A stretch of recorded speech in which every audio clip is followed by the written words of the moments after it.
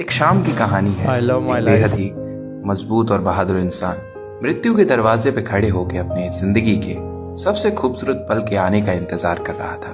उसके चेहरे को देख के लगता था कि शायद पछतावे से भरा है, लेकिन आंखें थकी होने के बावजूद भी उस ढलते सूरज की ओर देखते हुए बहुत सुकून भरी थी।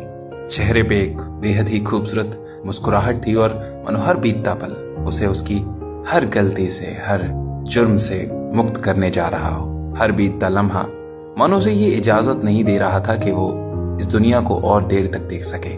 उस वक्त उस पहाड़ की चोटी पे बैठा वो इंसान सिर्फ और सिर्फ अपनी जिंदगी की इस कहानी को बार बार याद कर रहा था कि कैसे बचपन में ही उसे सिखा दिया गया था कि जुर्म कैसे होता है, कैसे लोगों ने उसे सिर्फ आजादी के नाम पे बार बार अपराध करने पे मजबूर किया।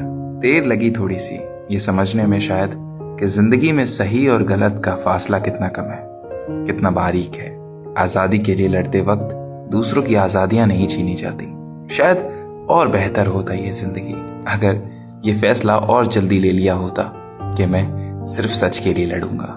उसने डच और माइका के खिलाफ जाके उस गैंग को छोड़ दिया, सही रास्ते पे आ गया और जॉन को बचा के तो शायद एक मुजरिम से इंसान बनने का रास्ता उसने तय किया।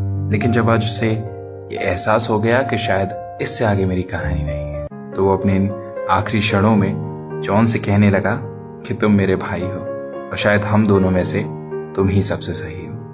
अपने परिवार के पास जाओ जॉन, क्योंकि शायद यही तुम्हारी असली जिंदगी है।